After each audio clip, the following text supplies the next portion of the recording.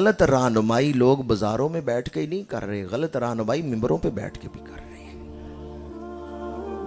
غلط رہنمائی لوگ ممبروں پہ بیٹھ کے کریں تو آخرت برباد ہو جائے گی۔ ایک آدمی پیراشوٹ بیچ رہا تھا، پیراشوٹ پتہ ہے نا، ہوا میں سے وہ ہوائی جہاز میں سے چھلانگ لگانی پڑے تھی۔ ایک دکاندار پیراشوٹ بیچ رہا تھا، تو خان صاحب نے پوچھا، اس نے کہا دکاندار سے بھی پیراشوٹ اگر کھلا نہ تو پھر کیا ہوگا؟ اس نے کہا کہ دوسرا لے لینا۔ خان صاحب نے کہا میں نے آنا کس طرح، جہاز سے چھلانگ لگانی ہے، پیراشوٹ نہ کھلا، تمہارے پاس آنے کے تو میں قابل ہی نہیں رہ جاؤں گا۔ یہ بات میں اس لیے کر رہا ہوں، دنیا کا نقصان ہو جائے بندہ دوبارہ پورا کر لیتا ہے، آخرت کا نقصان کر کے قبر میں پہنچ گئے، تلافی کرنے واپس تو نہیں آئے۔ آخرت کا نقصان کر کے آپ قبر میں پہنچ گئے، اب تلافی کرنے کے لیے واپس دنیا میں آئیں گے۔ اس لیے آخرت کے معاملے میں غیر ذمہ داری کا اظہار نہ کریں۔ آخرت کے معاملے میں بڑی احتیاط کی ضرورت ہے۔ ہم ان بزرگوں کے پیچھے چلنے والے ہیں جو تقوی کا بھی معیار تھے، جو علم نبوی کا بھی مظہر تھے۔ ان مدارس میں تعلیمات نبویہ پڑھائی جاتی ہیں۔ حضور کے سینے پہ جو علم نازل ہوا تھا، وہ علم کسی نے حاصل کرنا ہو تو کہاں جائیں؟ حضور کے سینے پہ جو علم نازل ہوا تھا وہ حاصل کرنا ہو تو ان مدارس میں آنا ہوگا۔ قرآن اور حدیث کا علم ان مدارس سے ہی ملے گا۔ الحمدللہ ہم ان بزرگوں کے پیچھے چل رہے ہیں جنہوں نے بڑی احتیاط اور بڑے تقوی کے ساتھ زندگی گزاری، جن کی زندگی مشعل راہ ہے آنے والی نسلوں کے لیے۔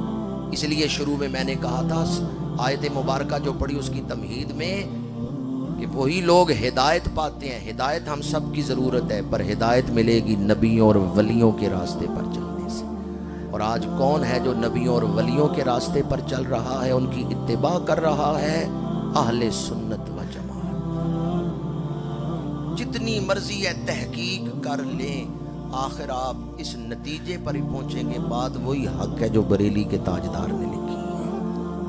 آئیں ایک بار پھر اس کو دہرا لیں، خلق سے اولیاء، اولیاء سے رسول، اور رسولوں سے اعلیٰ ہمارا نبی۔ عقیدہ ٹھیک ہو تو گنبد خضرا سے کنیکشن جڑ جاتا ہے، عقیدہ خراب ہو تو گنبد خضرا سے کنیکشن کٹ جاتا ہے۔ اور اس عقیدے کو درست رکھنے کے لیے ایک وظیفہ میں عرض کر رہا تھا کہ اپنے دلوں پہ ادب کا لفظ لکھ لیں۔ ہم نے بحث نہیں کرنی، ہم نے ہر حال میں ادب کرنا ہے۔ بحث کر کے سمجھانا علماء کا کام ہے۔ کوئی بحث کرے تو اسے دارالعلوم میں لے آئیں، اس مدرسے میں لے آئیں، ہمارے اساتذہ علماء بحث کر کے اس کی فکر میں جو غلطی ہے، کجی ہے، اس کو نکال دیں گے۔ لیکن عوام بحث میں نہ پڑے، چونکہ ہمارے پاس وہ استعداد نہیں جس سے ہم بحث کر سکیں۔ تو ہم ایک لفظ اپنے دل پہ لکھتے ہیں جس سے فیض کا دروازہ کھل جاتا ہے۔ کس کا دروازہ کھل جاتا ہے؟ فیض۔ ایک ہے علم، ایک ہے معرفت، ایک ہے فیض۔ علم پردے اٹھا بھی دیتا ہے، پردے گرا بھی دیتا ہے۔ معرفت تاریکیوں کو تجلیات میں بدل دیتی ہے، اور فیض مسافر کا ہاتھ پکڑ کے منزل تک پہنچا دیتا ہے۔ اولیاء کرام کے مزارات پر ہم اس لیے حاضر ہوتے ہیں، ان کی بارگاہوں میں ہم اس لیے حاضر ہوتے ہیں، ان کے عرسوں میں ہم اس لیے حاضر ہوتے ہیں۔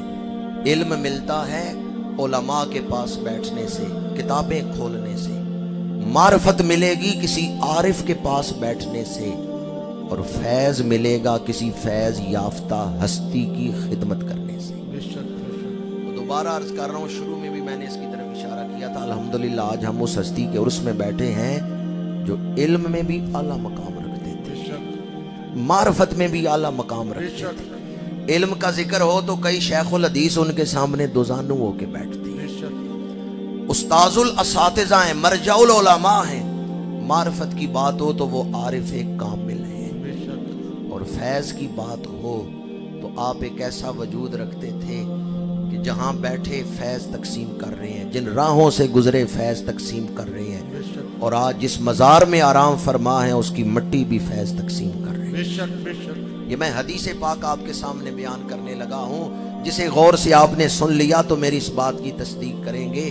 میرے آقا کریم نے فرمایا جس وجود سے خیر ملے, دنیا کو خیر ملے, بھلائی ملے, نیکی ملے, وہ وجود برکت والا وجود بن جاتا ہے. جس وجود سے دنیا کو خیر ملے, بھلائی ملے, وہ وجود برکت والا ہے. اب وہ برکت والا وجود دنیا میں رہے تو دنیا میں جہاں بیٹھے وہاں برکت, جن راہوں سے گزر جائے ان راہوں میں برکت, اور وہ وجود دنیا سے چلا جائے, قبر میں دفنا دیا جائے, اس قبر کی مٹی بھی برکت والی.